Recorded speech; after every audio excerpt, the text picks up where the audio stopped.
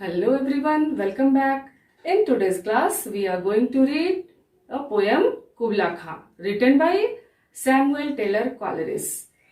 इस पोएम का दूसरा नाम a vision in a dream of fragment भी दिया गया है, जो कि अपने टाइम के एस.टी. कॉलरिज की लिखी हुई एक बहुत ही प्रसिद्ध कविताओं में से एक है। थोड़ी सी जानकारी हम लोग कवि के बारे में कर लें।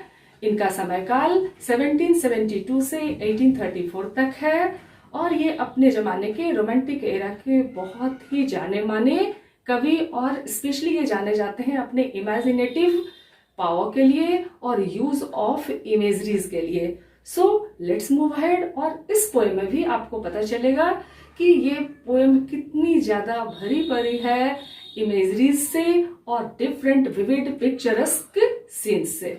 So let's move ahead and complete the poem today.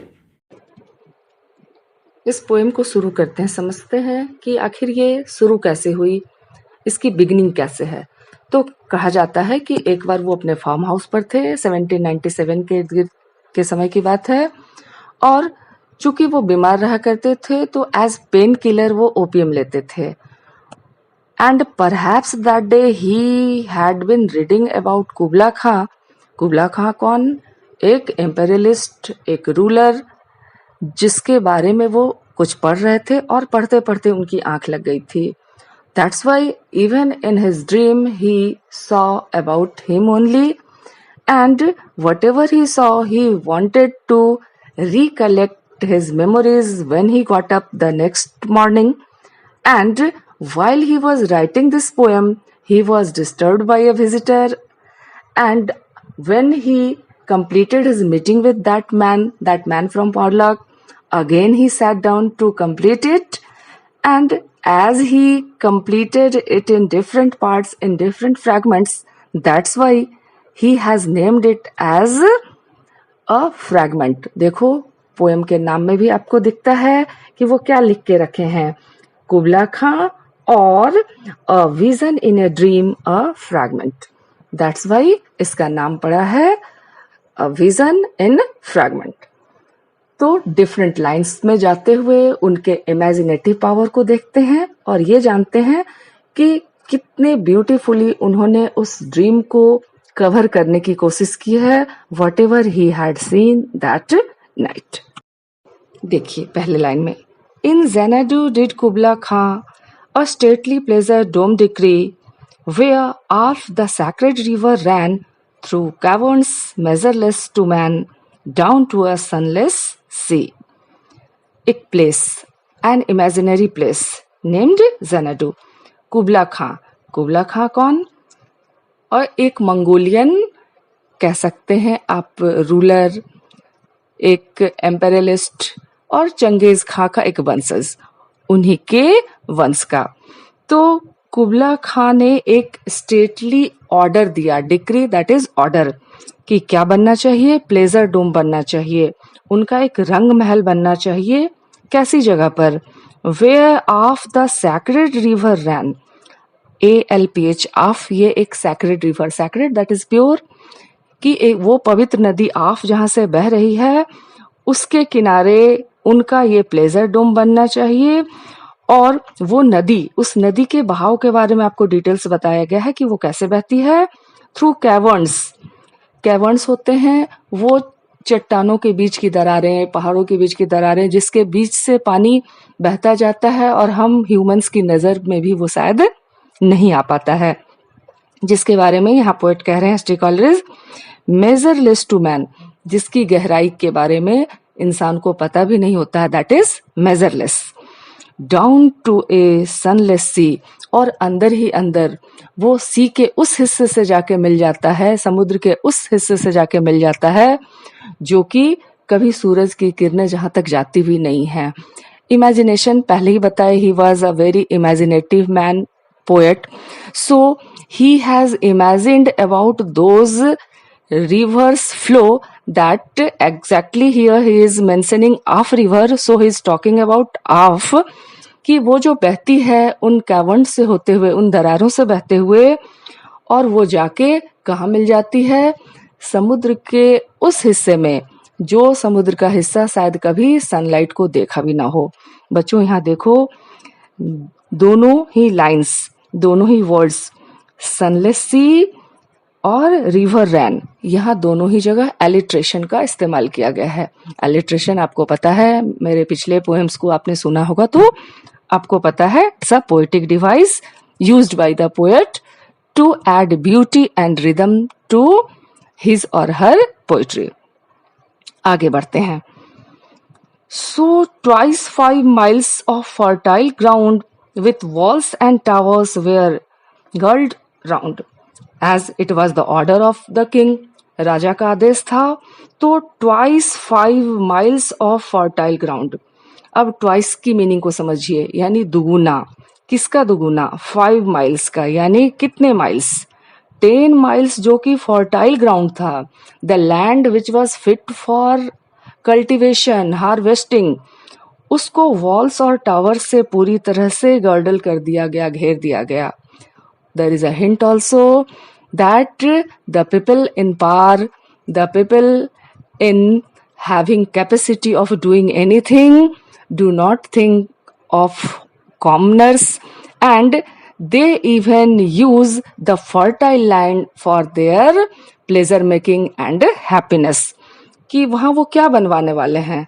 सिर्फ और सिर्फ अपना, आप ऊपर के लाइन को रेफर करके देखिए, प्लेजर डोम, एक रंग महल, खुशी, आनंद और जो भी उनकी विलासिता से संबंधित चीजें होती है, उसके खुशी को पूरा करने के लिए, उनके एक्सपेक्टेशंस को पूरा करने वाला एक बिल्डिंग, जिसके लिए किसका इस्तेमाल किया गया है? 10 miles फर्टाइल लैंड का। And there were gardens bright with cinerous rills, और वहां उसके अंदर क्या होंगे? बहुत ही खूबसूरत गार्डन्स, वो चमकते रहेंगे सनलाइट से, और आसपास क्या बहती रहेंगी? छोटी छोटी जल धाराएं। रिल्स भी आप एक तरह से छोटा स्ट्रीम या पतले, मतलब जिसका विड्थ ज्यादा ना हो, ऐसे आप किसी धारा को, पतली नदी को ले सकते हैं। तो ये जो पूरा क्षेत्र होगा, ये जो उनका प्लेजर डोम बनेगा, वो किससे भरा हुआ रहेगा? डिफरेंट सुंदर गार्डन से, और जिसके इर्द गिर्द क्या होगी? सिनस रिल्स भी बहती रहेंगी। देखते हैं नेक्स्ट लाइन्स को। Where blossomed many an incense bearing tree, और वहां क्या होगा? मतलब ये पूरा का पूरा एक डिपिक्शन है, इमेजिनेशन और डिटेल्ड एक डिस्क्रिप्शन दिया जा रहा है कि ये जो उनका 10 माइल के डिस्टेंस को कवर करके रंग महल बनेगा और इर्द गिर्द का वो जो बागीचा बनेगा, उसमें क्या क्या होगा? Where blossomed many an incense bearing tree, उसमें खिले रहेंगे और अलग अलग तरह के फूल जिसकी खुशबू बहुत ही अच्छी होगी। इंसेंस मीन्स सेंट या स्मेल, ओडर। और and here where forests ancient as the hills, और आसपास क्या होंगे? वैसे फॉरेस्ट भी जो कि हिल्स के जितने पुराने, यानी उसकी प्राकृतिक ब्यूटी है उसको मेंटेन्ड दिखाए जाने के लिए इतना जंगल भी आसपास क्रिएटेड रहेगा मानो वो कोई पुराने हिल के जितना एंशिएंट हो।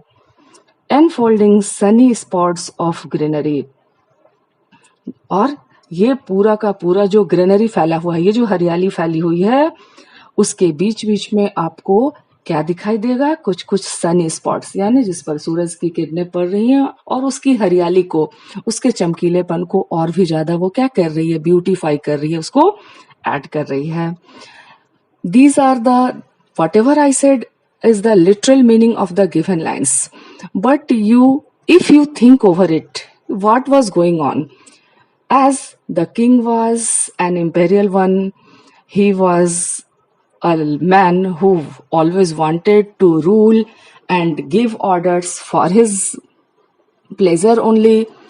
And as it generally happens, kings never think for others, or if they think it is very less, or if you calculate it in percentage, it is just 5 to 10% for the people, and mostly they take decisions or decide anything for their benefits only.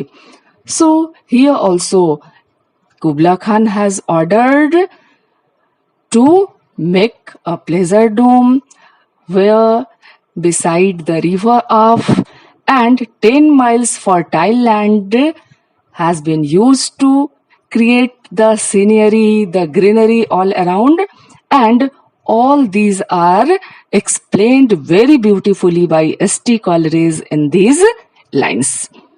बच्चों मैं ये बता रही थी कि कुबला खान जो अपने pleasure के लिए, अपनी खुशी के लिए ये रंग महल या महल बनवाना चाहता था, तो कैसे उसने क्या निर्देश दिए।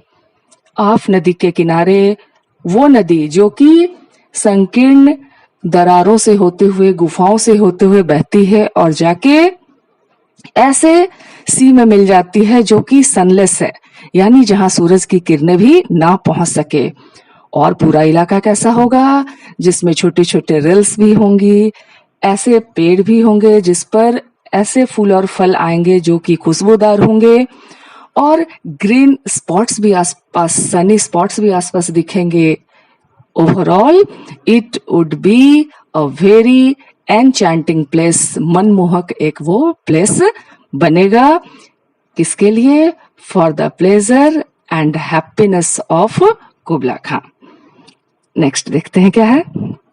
The next line says, but oh that deep romantic chasm which slanted down the green hill athwart a cedarn cover, a savage place as holy and enchanted as ever beneath a waning moon was haunted.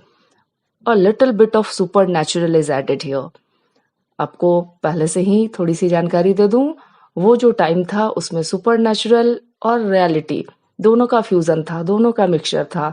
तो ये जो अभी एक different type of imagination create की जा रही है, जिसमें आपको एक अलौकिक, एक डिफरेंट टाइप का क्रिएटेड सीन मिल रहा है कि ओह ये जो डीप रोमांटिक कैज्म क्रिएट होगा, जिसमें स्लैंटेड वो जो हिल्स है उस पर हरियाली छाई हुई है, जिस पर बड़े बड़े पेड़ लगे हुए हैं, सेडान से वो कवर्ड है, वो दिखने से थोड़ा सा क्या लग रहा है, एक सेवेज, थोड़ा सा आपको डरावना वो जगह दिख सकता है। एज होली एंड एन्चेंटेड, वो पवित्र भी है, साथ साथ ऐसा लग रहा है मानो आपको क्या कर रहा है, एन्चेंट कर रहा है, वसीभूत कर रहा है, अपने वश में कर रहा है। As ever beneath a waning moon was haunted by women wailing for her demon lover. Comparison is here. ठीक वैसे ही जैसे किसी waning moon that is the moon whose light is slightly a little bit less than its usual brightness, यानी वो चांद जिसकी चमक थोड़ी कम पड़ गई है, वेन हो गया है, और ऐसा लगता है मानो वो हॉन्टेड है, वो किसकी पीड़ा का शिकार हो चुका है, उस महिला के, उस लेडी के जो रो रही है, जो वीप कर रही है अपने डेमन लवर के लिए। तो ये जो यहाँ पर एक नेचुरल ब्यूटी है, ये हिल, देवदार के पेड़, वो स्लैंटेड पूरा का पूरा जो इलाका मिलके वो जो क्रिएट कर रहा है वो सीन, वो जो हल्की सी आवाजें आ रही है, उसको यहाँ बहुत ही हाईली इमेजिनेटिव वे में एस.टी. कॉलेरिज लिख रहे हैं, मानो वो महिला जो कि सिसक रही है, रो रही है उस चांद के सामने जिसकी चमक, जिसकी जो तेज है, जिसका जो ब्राइटनेस है वो क्या हो चुका है, कम पड़ चुका है। आगे के लाइंस को देखते हैं। As if this earth is in fast thick pants were breathing, और बहुत अच्छा है, पैंटिंग मीन्स तेज तेज हांफने की आवाज, सांस लेने की आवाज। ऐसा लग रहा है मानो कि अर्थ क्या कर रहा है, बहुत ही जोर जोर के सांस की आवाज उसकी आ रही है, निकल रही है। फिर से उस प्लांट से, उस हिल से कनेक्ट करने की कोशिश कीजिए बच्चों। हिल है, उस पहाड़ पर वृक्ष होंगे, हवा चलेगी तो आवाज आएगी। तो उसको दो तरह से कंपेयर किया जा रहा है। एक तरफ वो लेडी जो कि अपने डेमन लवर के लिए शायद वीप कर रही है, और दूसरा मानो कि अर्थ क्या कर रही है, तेज तेज सांस ले रही हो, हांफ रही हो। A mighty fountain momently was forced. amid whose swift half intermittent burst, और एक माइटी फाउंटेन, फाउंटेन का मतलब झरना, एक ताकतवर झरना, मोमेंटली वॉज फोर्स्ड, अचानक से वहां से बर्स्ट आउट होगा, वो गस ऑफ वाटर, अचानक से पानी की धारा, जल की धारा वहां से निकलेगी। नहीं, हर तरफ पिक्चरस्क मोमेंट्स, हर तरफ पिक्चरस्क सीन, जिधर देखो वो जो आप लोग कुछ उस तरह की कहानियां सुनते हो ना, जिसमें जब जो चाहा जैसा कल्पना की वो दिख गया, तो कुछ उसी तरह की कल्पनाएं इस कविता में भी आपको एसटी कॉलरेज करने का मौका दे रहे हैं और उसको प्रेजेंट करने की कोशिश कर रहे हैं। Huge fragments vaulted like rebounding hall और चैफी grain beneath the threshers flail.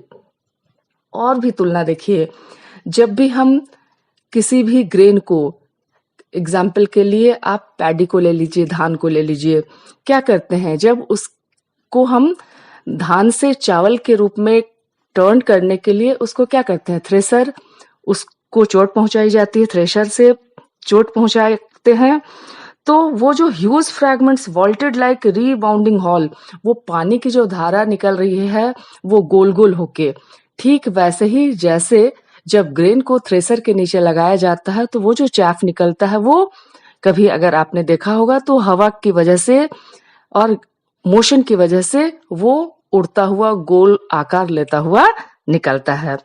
तो यहाँ तक आज के लिए कंप्लीट करते हैं। अगले क्लास में इस पोएम को पूरा भी करते हैं और साथ ही क्वेश्चन आंसर्स भी डिस्कस करेंगे। Bye for today.